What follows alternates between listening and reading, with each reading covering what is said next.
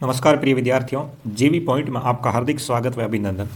आज अपन कक्षा 8 प्रखर हिंदी कार्यपुस्तिका जो 2024-25 में चल रही है उनके कार्यपत्रक 86 से 90 व आंकलन 16 को हल करेंगे। मैं उम्मीद करता हूं कि आपको ज़रूर समझ में आएंगे। साथ ही साथ मैंने अब तक कार्यपत्रक 1 से 85 तक हल करवा दिए हैं। अपने चैनल की प्लेलिस्ट पे जाके आप उसे आसानी से हल कर सकते हो। बड़े ही अच्छी तरीके से समझा रखे हैं। शुरू करते हैं आज का कार्यपत्रक नंबर 86, स्वतंत्र लेखन कर पाना। इससे संबंधित आपको देखने को मिलेगा कि आपको खुद ही लिखना है। दिए गए चित्र को देखिए और अपने मन से एक कहानी बनाइए तथा उसे शीर्षक भी दीजिए, यानी शीर्षक भी देना है और कहानी भी बनानी है। तो ये कहानी कुछ इस प्रकार है, मैं आपको पढ़ के सुनाता हूँ। जो स्वयं को जंगल का राजा कह रहा था, दूसरे शेर की बात सुन दुष्ट शेर क्रोधित हो गया। वह चीकू को उसके पास ले चलने के लिए बोला। चीकू ने कुएं के पास ले जाकर कहा कि यही उस ताकतवर शेर का ठिकाना है। कुएं में झांकने पर अपनी ही परछाई को दूसरा शेर समझ वह उसने ललकारने लगा और अपनी ही आवाज़ को दूसरे शेर की ललकार समझकर वह उसे कुएं में कूद गया। इस प्रकार वह कुएं में डूबकर मर गया। इस प्रकार चतुर खरगोश ने अपने साथ साथ सब जानवरों को बचा लिया। शिक्षा इससे ये मिलती है कि हमें मुश्किल में बिना घबराए बुद्धि और विवेक से काम लेना चाहिए। तो ये इस प्रकार आपको क्या लिखनी थी, कहानी लिखनी थी। दूसरा प्रश्न देख लेते हैं। दूसरा प्रश्न कुछ इस प्रकार है कि कौन कौन से कार्य ऐसे हैं जिन्हें करने की हिम्मत आप नहीं जुटा पाते हो। वे कार्य और उनको न कर पाने के कारण दी गई सारणी में लिखिए। पहले तो बताओ वो कौन सा कार्य आप हिम्मत नहीं कर पा रहे हो। तो मोटरसाइकिल चलाना, तो उसमें आप क्यों नहीं कर पा रहे हो, आपको क्या है ऐसा। तो गिरने और चोट लगने का डर है, इसके कारण है। मोटरसाइकिल चलाना तो चाहते हैं परंतु चला नहीं पा रहे हैं। दूसरा, अंग्रेजी ढंग से पढ़ पाना। मेरी अंग्रेजी प्रारंभ से ही कमज़ोर है, ढंग से पढ़ ही नहीं पा रहा हूँ। बाजार जाना, अकेले जाने में डर लगता है। ये कारण न कर पाने का कारण यह है कि अकेले जाने में डर लगता है। अगला, पशुओं को पानी पिलाना चाहता है परंतु मारने का डर रहता है कि पशु कहीं मुझे मार देंगे, इस तरीके से वो डर लगता है। रात में घर से बाहर जाना मन तो करता है लेकिन अंधेरे से डर लगता है। इस तरीके से आपको ये कार्य और न कर पाने के कारण भी आपको लिखने हैं। बढ़ते हैं आगे कार्यपत्रक नंबर 87 की तरफ। गद्यांश को पढ़कर अपनी समझ के आधार पर प्रश्नों के उत्तर दीजिए। पहले गद्यांश पढ़ते हैं, फिर इसे समझेंगे, फिर अपन उत्तर देंगे कि अगर आप तनाव में हैं या फिर आपकी किसी तरह की घबराहट या बेचैनी हो रही है तो जल्दी ही घर के किसी सदस्य को या फिर करीबी मित्र को बताएं। अगर आपको लगता है कि आपकी बात कोई नहीं सुनेगा तो किसी हेल्पलाइन नंबर पर फ़ोन करें, यह आपका मार्गदर्शन करेंगे। परीक्षा के दिनों में बच्चों के लिए विशेष हेल्पलाइन शुरू की जाती है। इनकी जानकारी सभी अखबारों में मिल जाती है। तो ये कुछ इस प्रकार गद्यांश था जिसे अपने को पढ़ना था। अब इसी में से आपको प्रश्न देखने को मिलेंगे। पहला प्रश्न है कि यदि हमें तनाव या घबराहट होती है तो हमें क्या करना चाहिए। अपनी बात अपने परिजन को या करीबी मित्र को देनी चाहिए। दूसरा है, यदि हमारी बात कोई नहीं सुन रहा है तो हमें क्या करना चाहिए। तो हमें हेल्पलाइन नंबर पर फ़ोन करना चाहिए। अगला प्रश्न है, इस गद्यांश का भाव क्या है। इस गद्यांश का भाव है कि बच्चों को तनाव और घबराहट में चिंता नहीं करनी चाहिए बल्कि उनके इस बारे में परिजनों या मित्रों को बताना चाहिए। उत्तर आपका सही होने वाला है। तनाव या घबराहट होने पर आप क्या करते हो। तनाव या घबराहट होने पर हमें घर के किसी परिजन को या करीबी मित्र को बताना चाहिए या बताते हैं। अगला प्रश्न, आपके मित्र को तनाव या घबराहट होने पर आप उसकी मदद कैसे करेंगे। मैं अपने मित्र को अपने पास बैठाकर उसका मार्गदर्शन करूंगा एवं उसे शांत रहने के लिए भी कहूंगा। इस तरीके से आपको इन प्रश्नों के जवाब देने थे। बढ़ते हैं बच्चों अगले कार्यपत्रक की तरफ। अगला कार्यपत्रक है अपनी कल्पना से कहानी व कविता को आगे बढ़ाना है। आइए कहानी पूरी करते हैं। कहानी कुछ इस प्रकार है कि एक दिन एक सुंदर सी चिड़िया आकाश का संदेश लेकर धरती की ओर आ रही थी। रास्ते में उसकी मुलाकात एक दूसरी चिड़िया से हुई। दूसरी चिड़िया ने उससे पूछा कि बहन कहाँ से आ रही हो। चिड़िया ने कहा कि मैं आकाश का संदेश लेकर धरती पर जा रही हूँ। पहली चिड़िया ने पूछा कि क्या संदेश लेकर धरती पर जा रही हो? तो पहली चिड़िया ने बताया कि अब बारिश का समय आ गया है।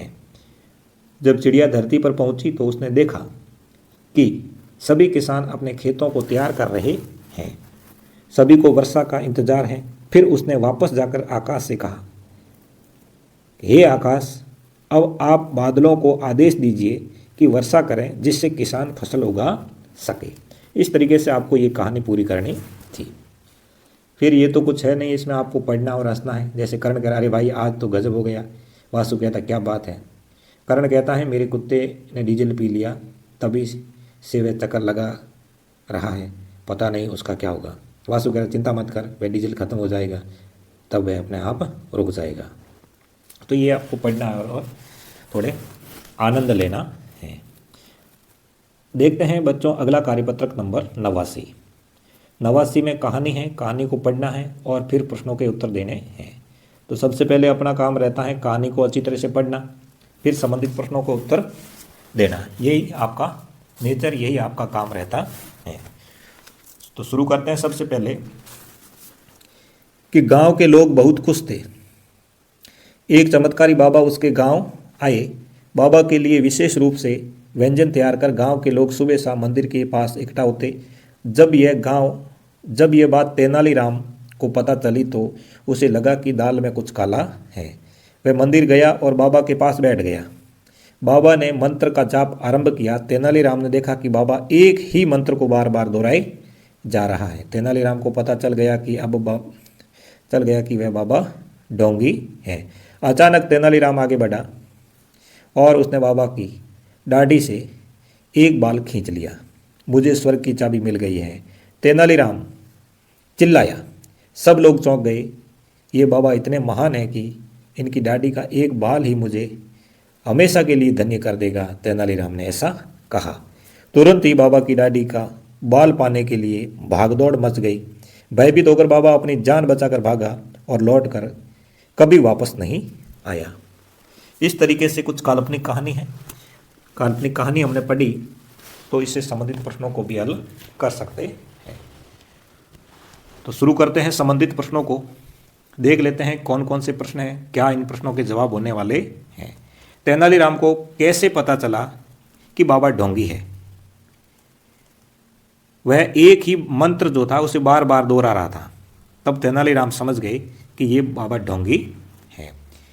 इनमें से तेनालीराम के बारे में क्या कहा जा सकता है? तेनालीराम जो थे चतुर और बहादुर थे। ये कह सकते हो तेनालीराम के बारे में कि वो बहुत चतुर और बहादुर थे। अगला प्रश्न है कि तेनालीराम को यह पता चला कि बाबा ढोंगी है, तब उसने क्या किया? बाबा की दाढ़ी से एक बाल खींच लिया। उसने क्या कर लिया? बाबा की दाढ़ी से एक बाल खींच दिया। मुझे स्वर्ग की चाबी मिल गई है। यहाँ तेनालीराम ने चाबी किसे कहा है? दाढ़ी के बाल को क्या कह दिया? चाबी कह दिया। अगला प्रश्न, आप तेनालीराम की जगह होते तो बाबा को क्या सबक सिखाते? मैं बाबा को पकड़कर पुलिस के हवाले कर देता तथा लोगों को उस ढोंगी बाबा की वास्तविकता से परिचित करवाता। इस तरह आगे बढ़ते हैं कार्यपत्रक नंबर 90 की तरह। विद्या परिवर्तन कर सीख पाना। अभी न होगा मेरा अंत, अभी अभी ही तो आया है। मेरा वन में मृदुल बसंत, अभी न होगा मेरा अंत। हरे हरे ये पात, डालियां कलियां कोमल गात। मैं ही अपना स्वपन मृदुल कर, फेरूंगा निंदित कलियों पर, जगा एक पीयूष मनोहर। इस प्रकार ये पंक्तियां थी। अब देखते हैं संबंधित प्रश्नों को। कि ऊपर लिखी कविता को ध्यान से पढ़िए। इसकी पंक्तियों को हम इस प्रकार लिखेंगे, अभी न होगा मेरा अंत अभी नहीं होगा। इस तरीके से उल्टा सीधा इसको लिखना है। तो शुरू करते हैं, किस प्रकार लिखना है किस प्रकार नहीं लिखना है ये अभी शुरू कर देते हैं। कि अभी अभी तो ही मैं आया हूँ, मेरे वन में मृदुल बसंत, अभी न होगा मेरा अंत। हरे हरे ये पात, डालियां कलियां कोमल गात। मैं ही अपना स्वप्न मृदुल कर, फेरूंगा निंद्रित कलियों पर, जगा एक पीयूष मनोहर। उसको फिर इस तरीके से लिखना था, आया तो अभी अभी हूँ, मर्दुल बसंत मेरे मन वन में, मेरा अंत अभी नहीं होगा, ये हरे हरे पत्ते, डालियाँ कलियाँ और कोमल शरीर, मैं ही अपने मधुर स्वप्न को पूरा करने के लिए सोई हुई हूँ कलियों पर, हाथ फेर कर प्रातःकाल उन्हें जगा कर उनका दिन मनोहर बना दूंगा। इस तरह ये आपको लिखना था। अब देखते हैं कार्यपत्रक पूरे हो जाते हैं और आंकलन नंबर 16 को। 16 नंबर आंकलन है, इसमें भी आपको गद्यांश पढ़ना है, संबंधित प्रश्नों के जवाब देने हैं। गद्यांश है एलेन केलर का, 1880 से 1968 तक। एलेन केलर एक ऐसा नाम है जो अंधकार के बीच भी रोशनी देता रहा। कल्पना करो कि जो न सुन सकता हो, न देख सकता हो, फिर भी वह लिखना, पढ़ना, बोलना सीख ले, भरपूर आशा आकांक्षा के साथ जीवन जीने लगे और उसके योगदान दुनिया के लिए यादगार बन जाए, ऐसी थी हेलन केलर। जब वे 1.5 वर्ष की थी, बचपन की एक गंभीर बीमारी की वजह से उसकी देखने और सुनने की शक्ति है वो जाती रही, लेकिन उन्होंने हार नहीं मानी। कॉलेज के दिनों में ही प्रकाशित अपनी आत्मकथा स्टोरी ऑफ लाइफ में लिखती है कि मुझे ये तो याद नहीं कि ऐसा कैसे हुआ, लेकिन ऐसा लगता है कि रात कभी ख़त्म नहीं होती और सुबह क्यों नहीं आती। दुनिया की सभी भाषाओं में इस कविता के अनुवाद देखने को मिलते हैं। तो हेलेन केलर जो है, इसकी कुछ कहानी थी, स्टोरी ऑफ लाइफ इनकी आत्मकथा है। संबंधित प्रश्नों को देखते हैं कि दिए गए गद्यांश में युग्म शब्द का सही जोड़ा छांटिए। तो यहाँ युग्म शब्द का सही जोड़ा देखने को मिलता है पढ़ना लिखना या लिखना पढ़ना, लिखना पढ़ना। आत्मकथा शब्द का अर्थ होता है स्वयं के जीवन की बातें, स्वयं के जीवन की बातें आत्मकथा कहलाती है। अगला है एलेन ने पढ़ने के लिए एडी चोटी तक का जोर लगा दिया। तो यहाँ एडी चोटी तक का जोर लगाना ये एक मुहावरा है। ये क्या है? मुहावरा है। मुझे ये तो याद नहीं कि ऐसा कैसे हुआ, वाक्य के भेद को पहचान कर गोला पर निशान लगाइए। तो यहाँ ये वाक्य देखते हो तो ये मिश्र वाक्य, ये कैसा वाक्य है? मिश्र वाक्य है। अब प्रश्न नंबर 5 देख लेते हैं। उपयुक्त गद्यांश का सारांश अपने शब्दों में लिखिए। ऊपर जो गद्यांश था उसका सारांश है वो अपने शब्दों में लिखना है। हेलेन केलर एक ऐसा नाम जो लोगों को प्रेरणा देता है। उनकी बचपन से ही आंखों की रोशनी न होने पर भी उन्होंने पढ़ना लिखना सीखा और अपनी आत्मकथा स्टोरी ऑफ लाइफ लिखी। हेलेन केलर को ऐसा क्यों लगा कि रात कभी ख़त्म नहीं होती और सुबह क्यों नहीं आती? क्योंकि उन्हें दिखाई नहीं देता था, जिसके कारण संसार की वस्तुओं को न देख पाने के कारण उन्हें ऐसा लगता था। हेलेन केलर जो है उनकी आत्मकथा का नाम था स्टोरी ऑफ लाइफ। आत्मकथा का नाम था स्टोरी ऑफ लाइफ। अगला 8वां प्रश्न है, हेलेन केलर के जैसे बहुत से लोग अपने देखे होंगे जो देख नहीं सकते हैं। ऐसे लोगों की समस्या को पहचान कर लिखिए। कहीं भी आने जाने में दिक्कत आती है, उन्हें अपने काम करने में परेशानी होती है और अन्य लोगों की तरह जीवन नहीं जी पाते हैं। तो ये बहुत सारी समस्याएं उनको होती हैं। इसी तरह आज की क्लास अपनी पूरी हो जाती है। अगर मेरी मेहनत आपको पसंद आए तो वीडियो को लाइक, कमेंट व शेयर ज़रूर कीजिए। साथ ही साथ इस चैनल पे आप नए हो तो चैनल को सब्सक्राइब कर लीजिए साथियों, ताकि आगे आने वाली कोई भी क्लास जिसका नोटिफिकेशन आपको तुरंत मिल जाए। अगली क्लास आए तब तक के लिए जय हिंद, जय भारत।